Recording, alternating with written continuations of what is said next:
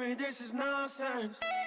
You've been starting problems, fucking up my conscience, running out of patience. And now no one sick of all of your shit. Saying that you love me, but no one above me, except for everyone else.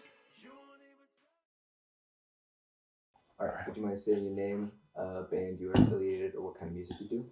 My name is Israel Adams, associated with Southern Ocean. It's a collective of talented individuals. It's like a production company, really, whether it's music or visuals. Yeah, we're just all over it. And where are you from? I'm born and raised a little bit in New York, and then moved to Florida and raised there. Most of my family's in New York, so I'll just go back there like every year and see them. So it's like that part of you never really leaves, so you kind of feel tied to both places. Who are the individuals that are associated with Southern Ocean? The main core is myself, Darian Winters, Brett Travis, and Randy Aliong. And yeah, that's like the main cast running Southern Ocean right now. When I saw you call, I was with my friend. Can you state your name and just like what you do music-wise?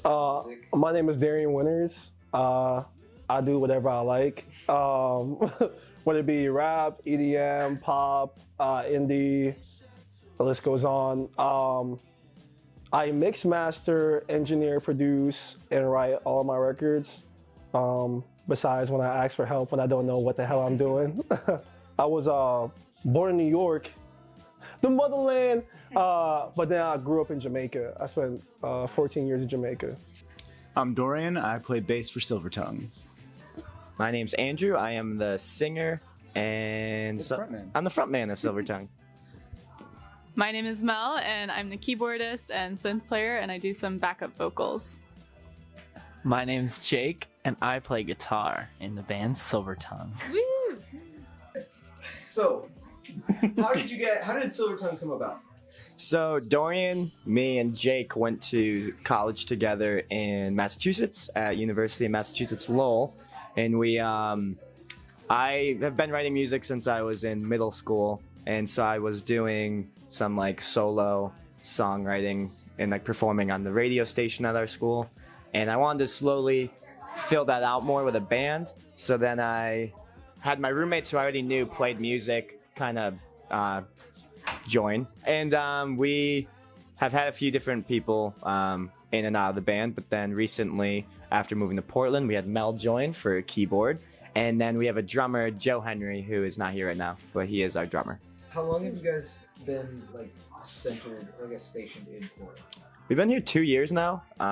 We just celebrated that 2 years here, but our first year was still COVID, so we've only been playing out for a year now.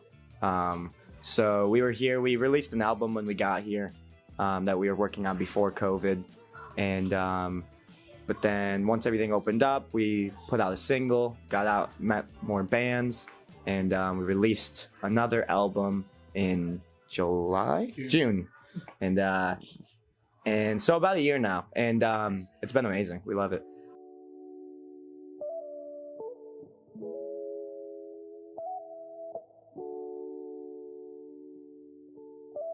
Baby, this is nonsense. You've been starting problems. So, since you are living in Portland, is there anything about Portland in general that you think influences your music in any way? Yeah, the weird ass people that live here, man. Like some social interactions, like how people go about conversating with me, how I conversate with people, how people love out here. It's a nice place. I feel like, honestly, if you want inspiration, this is a great place to be, because you have the city life and then you have the nature too. And that balance in itself is like sustainable for any creative, I feel like.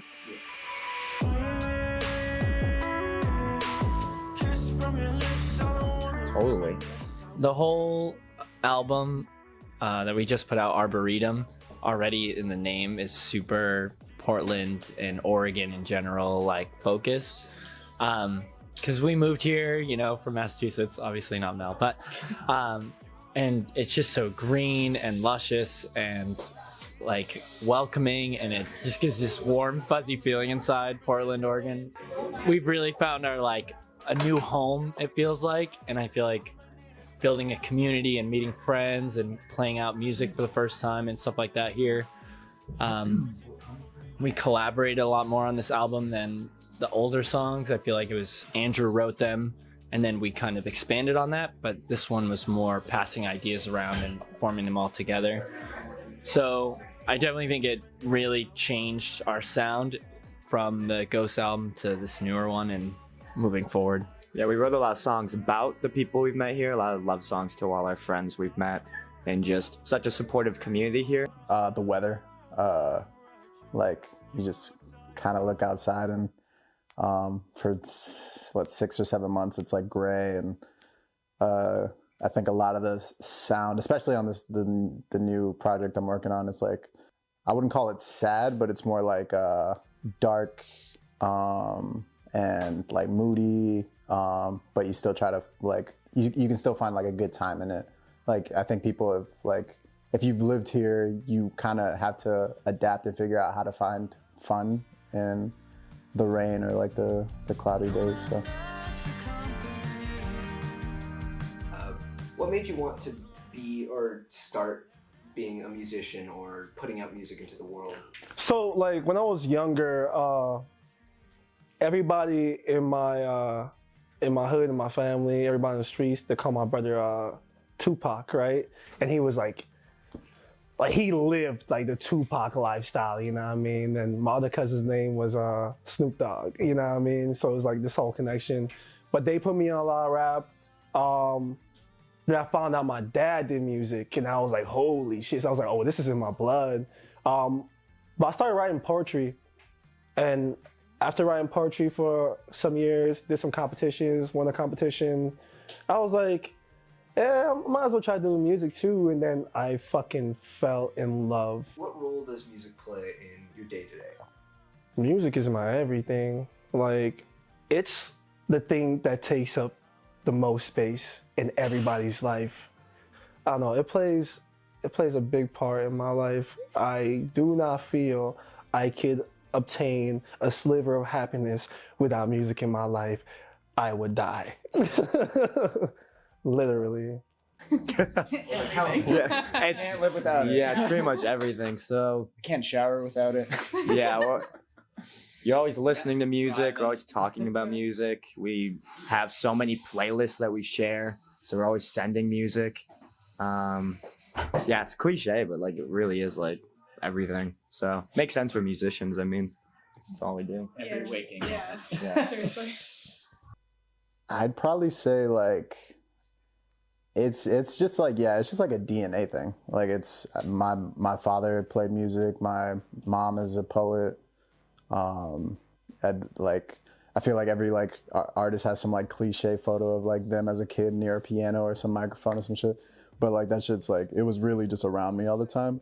You know, as a man, how I view is like, as a man, I will never know what it's like to give birth to something, you know what I mean, give birth to life. This is the closest I get to that, you know what I mean? Every day I wake up and there's like this blank, template. And I'm like, okay, now I have to create something out of myself. And I feel like that really drives me. Are there any local bands or artists that you know that you think deserve some more attention? Silver Tongue, Departure. I would say Phantom Pink, but I already know he gonna blow the fuck up. Like it's not a question. Jake, oh my God. There's a lot of talented people out here, and that's why like doing these house shows, we just want to show people what they have here and what they can invest in and put out into the world and help us put out into the world too. Because I would be really upset if no one else knows what's going on. You know what I mean? Yeah. Not at all. No. No, I'm kidding. No, I mean, everybody we've had has been amazing. Obviously, some of the ones that Darian listed, Silver Tongue, Departures,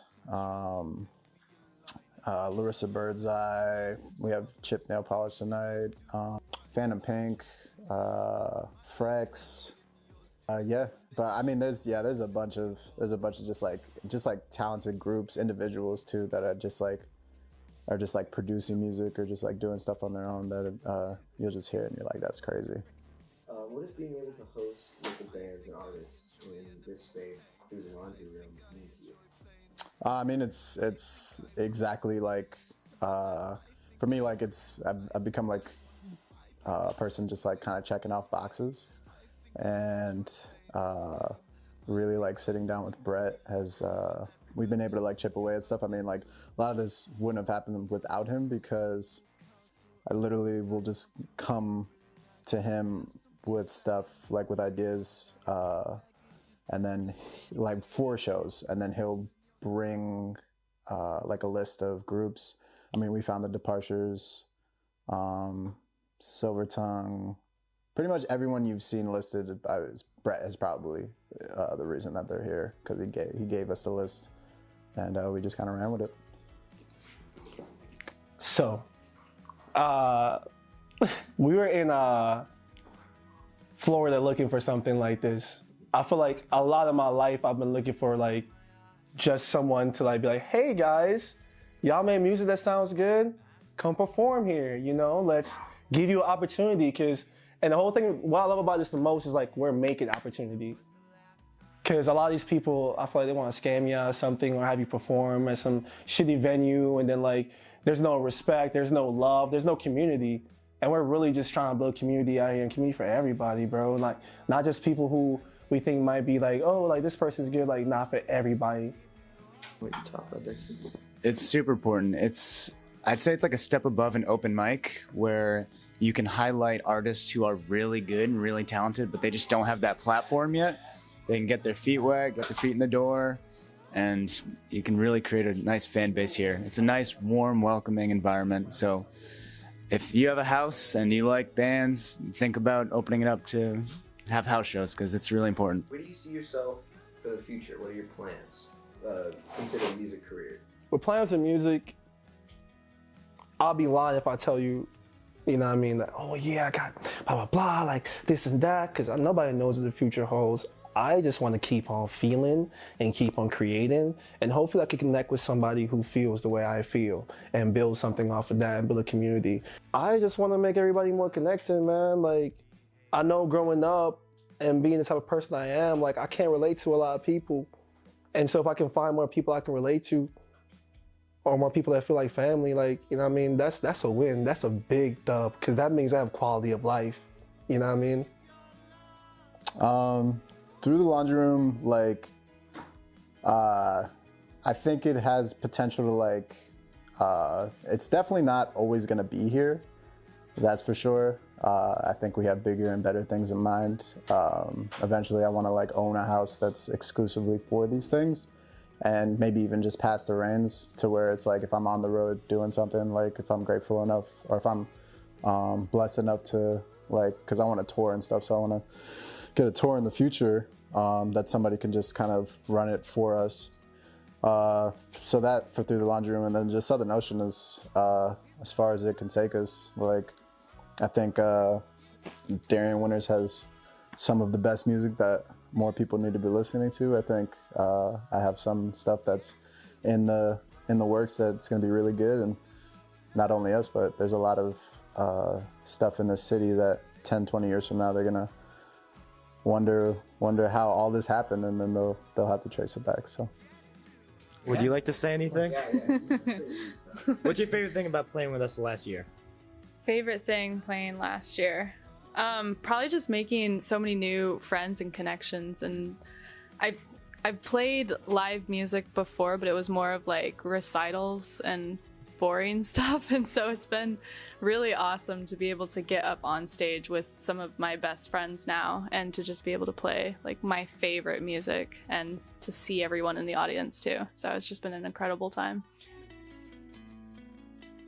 Yeah, I mean, she used to just come to our shows and came to all our shows wearing our merch and smiling, and and we realized once we got a drummer we would need a keyboardist, and we were hanging out with her and we were like, wait, you should just play with us. And it's fun having her join when she did, because it was cool having fresh eyes when we were recording our second album, and you know, you get used to doing this stuff, but to have someone this is all new to, she's like, "Oh, these demos sound amazing," and we're like, "Wait till we like get into the studio," and then we go in the studio, and she's like, "This sounds amazing." We're like, "Wait till he mixes it," and she's like, "This sounds amazing." We're like, "Wait till it's mastered." Like, I'm like, this one's my favorite song, and then we get to the next one. I'm like, no, wait, this one's my favorite one. They're all my favorite. so it's just like fun because we've been doing this for so long, and it's fun to have just like that new eyes in the band, and And just the like, keys added so much on this oh, album. so much.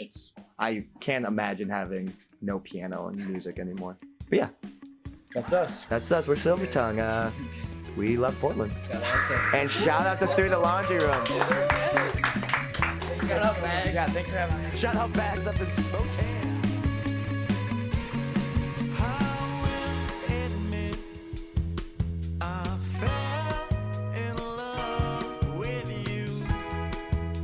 That's awesome. Thank you so much. Yeah. Of course, bro. Thank you, man. Thank you so much. Of course, man. That was awesome. And Jake.